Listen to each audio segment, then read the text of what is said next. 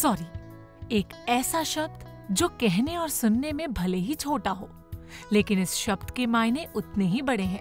ये एक ऐसा मैजिकल वर्ड है जो एक पल में ही सामने वाले के गुस्से को शांत करने के लिए काफी है। सॉरी बोलने से सामने वाले इंसान को ये एहसास हो जाता है कि आपसे जो गलती हुई है वो आपने जानबूझकर नहीं की और आपका उन्हें नुकसान पहुंचाने का कोई इंटेंशन नहीं था। और अगर यही बात आप अपने बच्चे को भी छोटी उम्र में ही समझा देते हैं तो आगे चलकर वो एक बेहतर इंसान बन पाता है।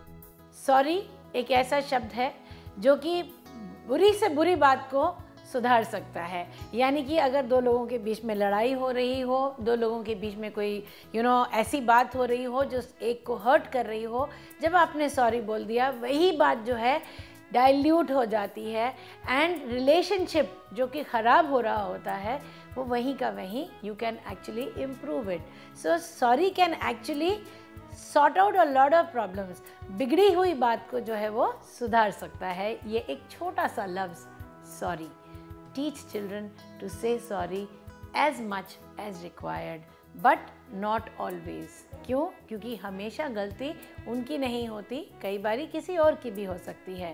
लेकिन सॉरी के लिए एक और इम्पॉर्टेंट बात जो हमें समझनी है, अगर एक बड़ा इंसान कोई भी गलती करता है किसी छोटे के प्रति तो उसे भी सॉरी कहना ज़रूरी है।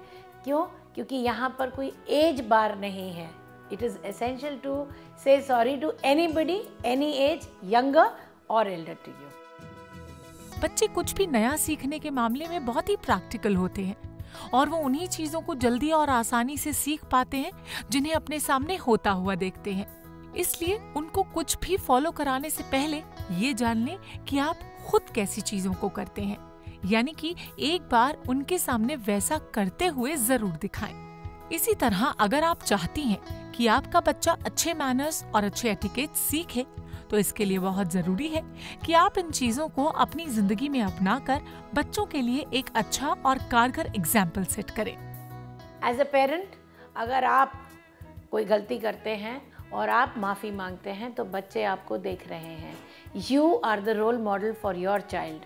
और जब बच्चे आपको देखते हैं आपसे वो सीखते हैं, ना कि जब आप उन्हें कहते हैं कि आप सॉरी कहिए। ज़्यादातर हम प्रीच करते हैं और प्रैक्टिस नहीं करते, तो इसीलिए आपका रोल मॉडल होना बहुत एसेंशियल है। आप अगर अपने पेरेंट्स के साथ मिसबिहेव कर रहे हैं और आपने अपने पेरेंट्स को कोई ऐसी बात बोल दी है which actually needs the word sorry to come up, you need to ask for forgiveness, make sure कि आप माफ़ी मांगे। और अगर आपके बच्चे ये देखते हैं they learn it better. It is not only with parents, it is with everybody. अगर आपने अपने बच्चे के साथ भी मिसबिहेव किया, कोई ऐसी बात कह दी जहाँ पर बच्चे की गलती नहीं थी, तो अगर आपने बच्चे को भी सॉरी कह दिया तो बच्चा also realizes that age doesn't matter over here.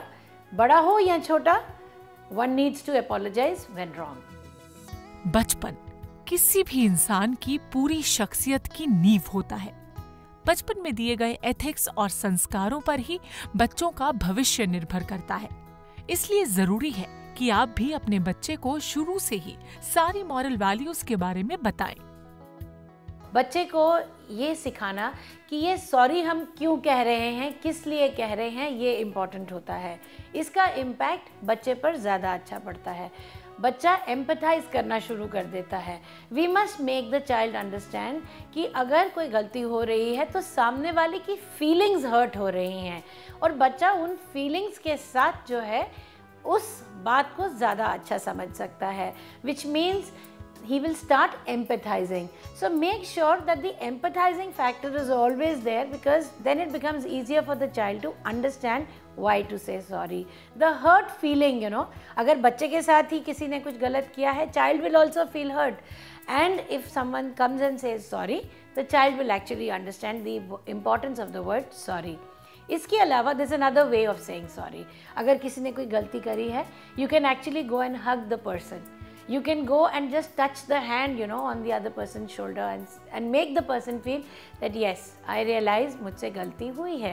So it is not only speaking with your mouth, it is also what you are doing through actions that conveys your apology.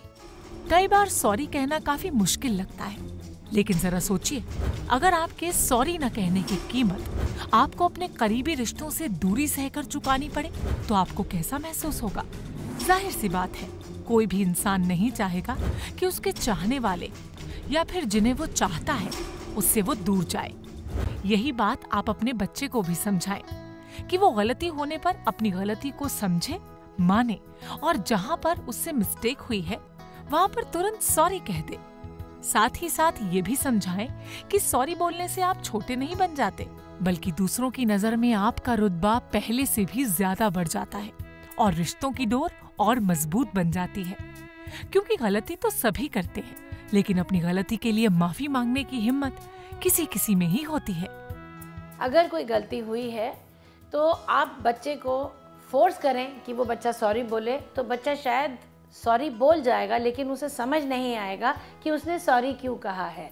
Make sure that the child understands, he needs to really understand why he is saying sorry, what is the impact on the other person. अगर उसने गलती करी है तो why is it actually important for him to say sorry, which means आपको बच्चे को space देनी चाहिए टू थिंक, टू एनालाइज कि क्या गलत हुआ है। और जब बच्चा खुद एनालाइज करता है, खुद समझता है कि हाँ इससे सामने वाले को दुख पहुंचा है, हर्ट हुआ है वो इंसान, तो बच्चा अपने आप डिसाइड कर सकता है कि yes, now I need to say sorry and apologize, which means the child will understand अगर मैं नहीं कह रहा सॉरी तो मैं एक गैप क्रिएट कर रहा हूँ अपने और सामने वाले के बीच में। forgiveness मांगने से मैं छोटा नहीं हो जाऊँगा। कभी भी कोई भी अगर किसी भी एज का इंसान हो तो वो किसी से भी सॉरी मांगता है तो उसकी जो है एज पे कोई असर नहीं पड़ता, विच मीन्स ईगो सामने नहीं आनी चाहिए। That is essential. ज़्यादातर हम ईगो को बीच में ले आते हैं कि क्यों मैं ईगो में, मतलब मैं किसी से क्यों सॉरी बोलूँ, वो मुझसे छोटा है, डजेंट मैटर। कोई आपसे कम एजुकेटेड भी है, अगर वो आपके घर में काम भी कर रहा है और आपसे गलती हो गई है, से सॉरी, आप छोटे नहीं हो जाएंगे। इनफैक्ट किसी से सॉरी मांग कर आप उनकी नज़रों में और बड़े हो जाएंगे। अपने बच्चे को समझाएं कि माफी मांगने से आपको कोई नुकसान नहीं होता, बल्कि आपको माफी मांगने से फायदा ही होता है। क्योंकि गलती करके आप दूसरों से तो छिपा सकते हैं, लेकिन आपका इनर सेल्फ ये बात कभी नहीं भुला पाता कि गलती आपने ही की है। आप जितना ही छुपाने की कोशिश कीजिए, कहीं न कहीं जब कभी आप आईने के सामने खड़े होंगे, आपको अपनी गलती का एहसास जरूर सताएगा। और अगर आपने उस गलती के लिए माफी नहीं मांगी तो आप जितना भी इससे भागने की कोशिश करें, आपका मन उतना ही आपको गिल्ट फील कराता रहेगा। इससे उसके डे टू डे कोर्स में उसको फ़र्क पड़ना शुरू हो जाएगा। कहीं ना कहीं जब भी वो उस पर्सन के सामने आएगा, उसकी नज़रें जो हैं वो झुकी हुई होंगी। आई कांटेक्ट जो है वो मेंटेन नहीं कर पाएगा सामने वाले के साथ। क्यों? क्योंकि उसे पता है उसने गलत काम किया है। तो बच्चा क्या है, he will start feeling ashamed. ये चीज़ जो है बच्चे के अंदर नहीं आनी चाहिए। बच्चा शुड ऑलवेज वॉक, बच्चा क्या बड़ा भी हो, should always walk with the head held high. एक कॉन्फिडेंस जो है आपके अंदर हमेशा होता है जब आप अपने आप से अपनी आँखों में आंखें डालकर यू रियलाइज एंड से यस आई एम राइट। और जब आप गलत होते हैं, आप कभी भी अपने आप से भी नज़रें नहीं मिला सकते। तो वो गिल्ट आपके अंदर नहीं आना चाहिए। इसके कारण क्या क्या हो सकता है, अगर आप गिल्टी हैं तो आप अपने डेली के काम में तो सफ़र करेंगे ही। ओवर अ पीरियड छोटी छोटी टेंशन्स आपके अंदर जो हैं, they will start, I would say they would start increasing and you would become a patient of depression। और बच्चों के अंदर डिप्रेशन दिन ब दिन बढ़ता जा रहा है। ख़ास तौर से जब बच्चे 10 साल के उम्र के हो जाते हैं, उसके बाद देखा गया है कि बच्चों में डिप्रेशन बढ़ता जा रहा है। So make sure that you teach your child the social etiquettes. वो अपनी नज़रों में नज़रें मिलाकर अपना सिर होल्ड हाई करके he should be able to walk confidently and face the world confidently। Sorry शब्द सिर्फ बोलने से ही नहीं होता, बल्कि इसे बोलते वक्त फील करना भी बहुत जरूरी है। और इस शब्द की सबसे बड़ी खूबी यही है कि इसका असर 2 गुना तब हो जाता है जब आप किसी को दिल से सॉरी कहते हैं।